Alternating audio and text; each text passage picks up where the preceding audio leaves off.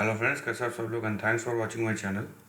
Friends, ये एक special series है या आप बोल लीजिए एक्स्ट्रा इनिंग्स सीरीज़, जहाँ पे हम ये डिस्कस करेंगे कि बहुत लोगों का अभी भी ये है कि मार्केट ओवर वैल्यूड है या अंडर वैल्यूड है। ऑल दो अगर आप लेवल्स के बारे में डिस्कस करेंगे तो मैंने Nifty, bank Nifty, even Sensex के लॉन्ग टर्म ट्रेंड के बारे में ऑलरेडी मेरा ऑब्जर्वेशन या जो भी एनालिसिस रिलेटेड वीडियोज़ है वो आपको मिल जाएंगे। लेकिन फिर भी कैसा रहता है ना कि market is always a game of grid and fear, it's always a game of emotions. और दूसरी बात है, जब हम स्टॉक मार्केट के बारे में डिस्कस करते हैं तो मैं ये बात हमेशा बोलता हूँ कि शेयर मार्केट को आप इकोनॉमी और क्या बोलते हैं जॉब, किसका कितना जॉब गया है, कितना मिला जॉब, देश की हालत कैसी, उससे आप रिलेट मत कीजिए, ठीक है। Stock market is a fast moving indicator, right. Stock market पहली बात तो इकोनॉमी से रिलेटेड होना चाहिए, लेकिन पहली बात वो पूरी तरीके से नहीं है। दूसरी बात, नहीं है का मतलब ये नहीं है कि स्टॉक मार्केट गिरने या चढ़ने से इकोनॉमी में इम्पैक्ट नहीं होता है, बहुत बड़ा इम्पैक्ट होता है, पूरी तरीके से कट आउट नहीं कर सकते। लेकिन स्टॉक मार्केट जो है ना, वो जो चीज़ इंडिकेट करता है, अब बात बात यह है कि शेयर मार्केट ऊपर भाग रहा है, इकोनॉमी अच्छी नहीं है। स्टॉक मार्केट फ्यूचर का ट्रेंड इंडिकेटर है, ठीक है, और वो फास्ट मूविंग इंडिकेटर है। जो होने वाला है उसको प्रेडिक्ट करके वो पहले ही भाग जाता है, उसके बाद जो इकोनॉमी है, बिजनेस है, एनवायरनमेंट है, वो सुधरते हैं। सो अगर आपको दिख रहा है कि स्टॉक मार्केट आगे भाग रहा है, उसके पीछे कुछ रीजंस है। और जो पैसा लगाता है और जितने लोग जो बड़े इन्वेस्टर्स हैं, चाहे वो इंडिविजुअल हो या इंस्टीट्यूशन हो, वो कभी भी इस तरीके से पैसा नहीं लगाएंगे कि जहाँ पे उनको नुकसान हो। वो पैसा लगाएंगे जहाँ पे उनको मुनाफा दिख रहा हो, ठीक है। और वो मुनाफा कब दिखता है? वो मुनाफा शेयर मार्केट के हिसाब से तब दिखता है जब मार्केट में उनको चीज़ें जो है सस्ते भाव में मिल रहे हो। और उस टाइम पे जाहिर सी बात है, जब सस्ते भाव कब आएंगे? आपकी जब चीज़ें ठीक ना हो, ना इकोनॉमी में हो, ना जॉब में हो, ना बिजनेस में हो, और मोस्ट इम्पॉर्टेंटली ना शेयर मार्केट में हो। अभी ये सवाल ये है कि भाई मार्केट ओवर वैल्यूड है या अंडर वैल्यूड है। देखिए, ये सवाल जो है ना, कोई स्ट्रेट फॉरवर्ड क्वेश्चन, ये सवाल इनफैक्ट अपने आप में एक हाइपोथेटिकल क्वेश्चन है। और ये सवाल का जवाब देने के लिए बहुत बार बहुत लोग कुछ इतना एक्स्ट्रा दिमाग लगा लेते हैं, और जो इसमें काम कर रहे हैं वो भी हर बार सही नहीं हो सकते। जो 30-35 साल से है मार्केट में या उससे भी ऊपर, वो भी ज़रूरी नहीं है कि इस सवाल का जवाब दे सके। इसलिए बोला जाता है कि timing the market is is a very hard job. आप उससे अच्छा time in the market spend कीजिए। टाइमिंग द मार्केट करने की ज़रूरत नहीं है। अगर आपको पता है कि आप अच्छा बिजनेस खरीद रहे हैं तो आप अपना टाइम दीजिए, रादर देन आप टाइमिंग करें किसी मार्केट के बारे में ना। ये मैं फ्री सोर्स डेटा यूज़ कर रहा हूँ। यहाँ पे कुछ चीज़ें हैं जो आपको निफ्टी और इंडेक्स से रिलेटेड वैल्यूएशन के बारे में हम डिस्कस करेंगे। सो आप देख रहे हैं ये चार्ट निफ्टी पी रेशियो का चार्ट है, और यहाँ पे कुछ चीज़ें आपको दिख जाएंगी। तो यहाँ पे आप समझ लीजिए कि अगर ये ग्रीन दिख रहा है, ये क्वार्टर वाइज, यहाँ पे आप देखिए मंथ वाइज निफ्टी का पी रेशियो है, और यहाँ पे ईयर दिया हुआ है। तो यहाँ पे अगर ग्रीन है, लाइट ग्रीन, डार्क ग्रीन, मतलब अंडर वैल्यूड है। और जहाँ पे ये चीज़ें जो है कि थोड़ा ब्रिक कलर का या रेड कलर के ऑरेंज कलर होना शुरू हो गया, मतलब यहाँ पे ओवर वैल्यूड है, राइट। यहाँ पे ये इंडिकेशन आ रहा है आपको। नाउ आप अगर देखेंगे साल 2000 में, ठीक है, ये निफ्टी का वैल्यूएशन है दिसंबर 1999, दिसंबर, और फिर जनवरी, फरवरी, इवन मार्च तक आप देखिए कि ये रेड में था, और उस टाइम पे टेक बबल बस्ट हुआ था। और उसके बाद वो गिरते गिरते 17 तक आया, 2001 के अक्टूबर में, 2000 के अक्टूबर में। वहाँ से आप देखिए ग्रीन होता चला गया है, और इनफैक्ट 2002 तक ये गिरा है। यहाँ पे ये 14, इवन 2003 के लो तक तो 13 टाइम, 12, 11 टाइम आ गया था। तो ये जो फॉल था, वो निफ्टी के वैल्यूएशन को 3 साल तक नीचे की तरफ खींचा। ऑल्दो ये अंडर वैल्यूड हो गया था, लेकिन देखिए 11.5 तक आ गया था। उसके बाद फिर बढ़ना शुरू हुआ। फिर आपको दिखेगा कि 2007 के अक्टूबर मंथ से ये रेड होना शुरू हो गया था। और 2008 के जनवरी में जब फाइनल उसके बाद बबल बर्स्ट हुआ, तब आपको दिखा कि किस तरीके से नीचे गिरा है। ठीक है, और यहाँ पे देखिए आप 2009 का जनवरी, 2008 का नवंबर और 9 के जनवरी में ये अपने लोएस्ट पी पे था। उसके बाद फिर से यहाँ पे बढ़ना शुरू हुआ। फिर वही चीज़ आपको इतना तेज़ी से भागा मार्केट 2010 में भी दिखेगा, और उसके बाद 3-4 साल तक ये ग्रीन में रहा। 2015 में थोड़ा सा ओवर वैल्यूड हुआ था, उसके बाद करेक्ट भी हुआ, फिर 2016 में भी हुआ था। 2017 आप देखिए पूरा साल ओवर वैल्यूएशन का था, 2017, 18, 19, और अभी तो आप अगर 2020 का देखेंगे तो एक्सट्रीम ये जो कलर चेंज हो रहा है ना, ये एक्चुअली स्टैंडर्ड डेविएशन के वजह से चेंज है। यहाँ पे जो इन्होंने फॉर्मूला यूज़ किया है कि ये आपका पी का मीडियन है, मीडियन या मीन, जो अब सेंटर का जो भी ऊपर नीचे वैल्यूज़ है उसका आप मीडियन फार्मूला निकाल लीजिए, मीन फार्मूला, एक बीच का एवरेज वैल्यू निकाल लीजिए, उसके ऊपर का 3 स्टैंडर्ड डेविएशन ऊपर, 3 स्टैंडर्ड डेविएशन नीचे। मैं स्टेटिस्टिकल कैलकुलेशन अभी नहीं बताने वाला, ठीक है। तो उन्होंने इस हिसाब से निकाला है। और 2 स्टैंडर्ड डेविएशन तक ठीक रहता है, मतलब कितना ऊपर या नीचे खसक सकता है। लेकिन जहाँ पे 3 स्टैंडर्ड डेविएशन जो अभी है वो बहुत एक्सट्रीम हो जाता है, ठीक है। तो यहाँ पे आप अगर प्राइस टू अर्निंग देखते हैं तो आपको ये बिल्कुल सही बात है कि अभी तक इस टाइप के वैल्यूएशंस पे गया नहीं है, ठीक है। इस टाइप के वैल्यूएशन में निफ्टी गया नहीं है। लेकिन बात यह है कि निफ्टी गिर भी नहीं रहा है, ठीक है। यहाँ पे पी इतना हाईली वैल्यूड है, रिचली वैल्यूड, लेकिन पी नहीं गिर रहा है, वो भी एक रीज़न है। यहाँ पे और भी कुछ डेटा पॉइंट्स आप देखिए। आप अगर देखेंगे यहाँ पे प्राइस टू बुक, ठीक है, ये निफ्टी का ही है, प्राइस टू बुक आप देखिए, और निफ्टी का डिविडेंड यील्ड देखिए, ठीक है। डिविडेंड यील्ड और प्राइस टू बुक ये इंडिकेटर्स एक्चुअली बहुत लोग यूज़ नहीं करते, मैक्सिमम टाइम आपको सुनने भी नहीं मिलेगा।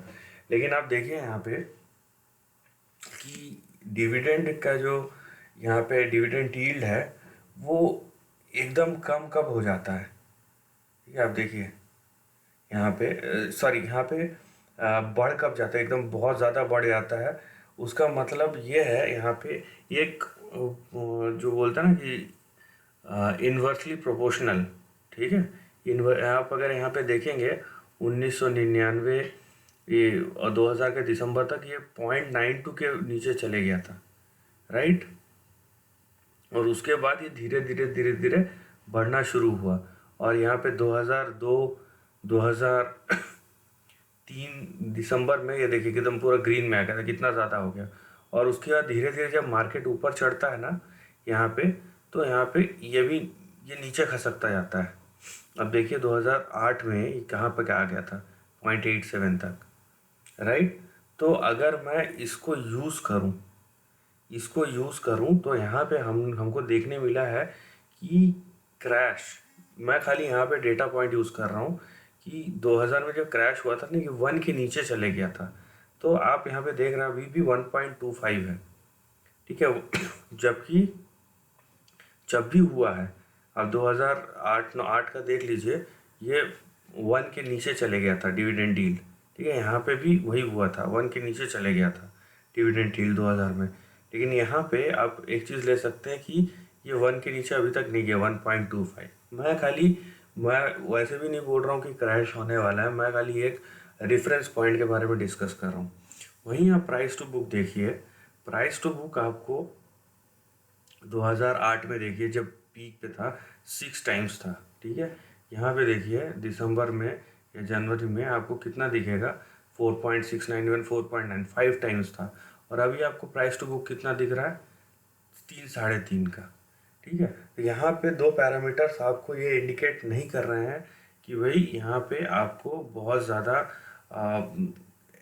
मतलब एक्सूबरेंस दिख रहा है कि बहुत ज़्यादा कुछ हो रहा है यहाँ पे, राइट। और ये एक बहुत ही इम्पॉर्टेंट चार्ट है, और ये इससे पहले भी मैंने निफ्टी के बारे में एक्सप्लेन किया। ये चार्ट मैंने एक्सप्लेन किया है कि ये अगर मैं प्लॉट करता हूँ ये निफ्टी प्राइस टू बुक और डिविडेंड यील्ड का, ये क्रॉस ओवर बहुत इंपॉर्टेंट है। ये क्रॉसओवर जब भी होता है ये हमको इंडिकेशन देता है या तो बुल मार्केट का या तो बेयर मार्केट का, राइट। अब यहाँ पे बात ये है कि भाई निफ्टी जो है क्यों नहीं गिर रहा है, ठीक है, या फिर बहुत लोग कि कहाँ तक जा सकता है, ठीक है, कहाँ तक जा सकता है। मैंने निफ्टी के ऊपर बनाया है वीडियो, कहाँ तक लॉन्ग टर्म के लिए। और अगर आपको चाहिए आप जाइए यहाँ पे गूगल में जाइए, यहाँ पे मैं सीधा आप यहाँ पे टाइप कीजिए निफ्टी 30,000। अब जैसे ही टाइप करेंगे यहाँ पे देखिए आपको ये दो वीडियोस दिखेंगे आपको। मैंने इसमें एक्सप्लेन किया है प्रीवियस रेफरेंस के साथ, जितने भी डेटा पॉइंट हिस्टोरिकल रेफरेंस के साथ, कि क्यों निफ्टी 30,000 तक जा सकता है इस बुल साइकिल में। आप चेक कर सकते हैं जाके, राइट। यहाँ पे और एक मैं चीज़ बोलूँगा कि देखिए यहाँ पे जो वो हर बोलता है ना कि बुल मार्केट जो है ये लिक्विडिटी ड्रिवन है। प्रॉब्लम यह है कि हर एक बुल मार्केट लिक्विडिटी ड्रिवन ही होता है, लिक्विडिटी और पॉलिसी ड्रिवन ही होता है, ठीक है। हर अब बात यह है कि हमारी मेमोरी थोड़ी कमज़ोर है, और जो स्टॉक मार्केट में 20, 30, 40 साल से हैं उनको पता है कि हर एक मार्केट जब भी ऊपर जाता है तो उसके पीछे लिक्विडिटी और पॉलिसी रहते हैं। उन्हीं दो फैक्टर्स की वजह से वो ऊपर जाते हैं। सिचुएशन हमेशा, बहुत सारी सिचुएशन पॉजिटिव रहती है, बहुत सारी सिचुएशन नेगेटिव रहती है, लेकिन पॉलिसी और लिक्विडिटी यही दो चीज़ें हैं जो मार्केट को ड्राइव करती है, स्टॉक मार्केट को ऊपर या नीचे ले जाने में सहायक सिद्ध होती है। नाउ जब भी ओवरऑल आप देखिए जिस तरीके का इंटरेस्ट रेट है उस तरीके का, देखिए इंटरेस्ट रेट क्या करता है, ग्रेविटी की तरह काम करता है स्टॉक मार्केट में। अभी फॉर एग्जांपल हम धरती पे खड़े हुए हैं, हम अगर हवा में उछलेंगे तो वापस धरती पे आएंगे क्योंकि ग्रेविटी है। उसी तरीके से इंटरेस्ट रेट जो है मार्केट में ग्रेविटी की तरह काम करता है। एक नॉर्मल टाइम पे इंटरेस्ट रेट प्राइस को एक लेवल के ऊपर जाने नहीं देता है, लेकिन जिस तरीके का इंटरेस्ट रेट आपको अभी ग्लोबल इकोनॉमी में दिखाई दे रहा है कि ज़ीरो के आसपास है, इवन ज़ीरो है, कहीं कहीं पे नेगेटिव है, तो आप अगर overall interest rate global economy का लेते हैं तो आपको ज़ीरो या नेगेटिव ही दिखेगा। तो उस केस में आप जब ग्रेविटी है ही नहीं, ग्रेविटी लेस एनवायरनमेंट में अगर आप ज़मीन से बाउंस करते तो कहाँ पे जाएंगे, ठीक है, वापस ज़मीन पे नहीं आएंगे। जब तक ग्रेविटी या ऐसी कोई चीज़ जो आपको वापस ना खींचे तब तक आएंगे नहीं, आप हवा में ही उड़ते रहेंगे इधर उधर इधर उधर। सो ये थोड़ा सा लूज टर्मिनोलॉजी एग्जाम्पल हो सकता है, बट जो एप्लीकेशन है उसका वो गलत नहीं है। यहाँ पे वही चीज़ आपको देखने मिल रहा है। यहाँ पे कभी ना कभी तो नीचे आएगा, सबको पता है, लेकिन जो पॉलिसी एनवायरनमेंट है वो इस तरीके से है कि हमने ये किया है कि ग्रेविटी को गायब ही कर दिया है। और इस केस में क्या होगा, इस केस में हम स्टॉक मार्केट हवा में उड़ेगा। कब तक उड़ेगा, कहाँ तक उड़ेगा, कहाँ जाएगा, किसको कहाँ बहा के ले जाएगा ये नहीं बता सकते हम, ठीक है, कितने देर तक जाएगा ये नहीं बता सकते, लेकिन ट्रेंड से हमको कुछ इंडिकेशन मिलता है। और वो मैंने एक बार नहीं, बहुत सारे इंडेक्स के लिए बहुत बार मैंने वीडियो बनाया, आप चेक कर सकते हो उसको। तो यहाँ पे अगर आप बोल रहे हैं कि वैल्यूएशन के टर्मिनोलॉजी पे कि ओवर वैल्यूड है, आप बिल्कुल सही बोल रहे हैं, लेकिन उसको नापने का जो पैमाना है उसी को हमने गायब कर दिया अभी, ठीक है। तो यहाँ पे ये चीज़ देखिए कि स्टॉक मार्केट गिरेगा, कब गिरेगा वो नहीं बता सकते, तो ट्रेंड हमको क्या, प्राइस का इंडिकेशन दे रहा है। और दूसरी बात देखिए, अगर मार्केट को ये सेंस है इतना सारा पैसा है और उससे प्रॉफिट बहुत बढ़ने वाला है, तो स्टॉक मार्केट ऊपर बढ़ेगा तो सही और नीचे गिरेगा भी नहीं, और गिरेगा भी तो वो कंसोलिडेशन होगा। निफ्टी देखिए बार बार गिरने की कोशिश कर रहा है लेकिन फिर से ऊपर आ रहा है, तो इसका मतलब ये है कि हो सकता है निफ्टी ऊपर ना जाए लेकिन नीचे भी नहीं जाएगा। इसका मतलब है कि जो ब्रॉड मार्केट है वो बड़ा होगा, उसमें प्रॉफिट, उसके शेयर्स आपको ऊपर जाते हुए दिखेंगे। निफ्टी कुछ समय तक अंडर परफॉर्म कर सकता है, और मैं अंडर परफॉर्मेंस का मतलब ये नहीं बोल रहा हूँ कि क्रैक डाउन होगा या वहाँ पे बड़ा रिसेशन आएगा या स्टॉक प्राइस फॉल होगा। मैं ये बोल रहा हूँ कि साइडवेज मूवमेंट, और ये हमेशा होता है, इससे पहले भी हुआ है। आप अगर 2015-16 का देखेंगे, वहाँ पे आप देखिए कि स्मॉल कैप या मिड कैप किस तरीके से भागे हैं 17 तक। उसके बाद आपको दिखेगा निफ्टी का परफॉर्मेंस जो उसने ओवरटेक किया। क्यों?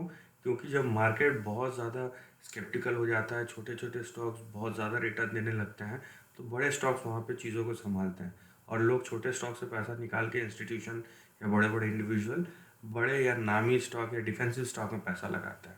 तो वो सेक्टोरल या स्टॉक मूवमेंट या मार्केट डायनामिक्स का चेंज होना है। लेकिन वैल्यूएशन के हिसाब से वैल्यूएशन एक पैरामीटर हो सकता है, लेकिन आपको मार्केट डायनामिक्स भी समझना बहुत ज़रूरी है कि क्यों ये हो रहा है और इसका रीज़न क्या है। ठीक है, तो यहाँ पे नो डाउट कि ये बिल्कुल सही है कि ये बहुत स्ट्रेच हो चुका है, लेकिन अगर मार्केट का एक्सपेक्टेशन है कि प्रॉफिट बढ़ेगा और मान लीजिए ये इसी यहीं पे ये ऊपर नहीं जाता है लेकिन घूमते रहता है इसी पे, और जैसे प्रॉफिट ऊपर बढ़ेगा ना, पी अपने आप नीचे चले आएगा। ठीक है, स्टेटिस्टिकल कैलकुलेशन है। स्टेटिस्टिकल कैलकुलेशन पे जब हम एक्सपेक्टेशन या रियलिटी का तड़का लगाते हैं तो नंबर्स उसी तरीके से बिहेव करते हैं। तो अभी ये देखना है कि आगे नंबर्स किस तरीके से बिहेव करते हैं। ठीक है, और मैं बार बार ये बोल रहा हूँ, मैं ये नहीं बोल रहा हूँ कि जो सोच रहा है कि ओवर वैल्यूड है वो गलत सोच रहे हैं। मैं ये बोल रहा हूँ कि पैरामीटर्स चेंज हो गए हैं और स्टॉक मार्केट कभी भी कांस्टेंट नहीं रहता, रिलेटिव रहता है। हमेशा पैरामीटर्स चेंज होते हैं, ना आप सही होते हैं ना मैं सही होता हूँ।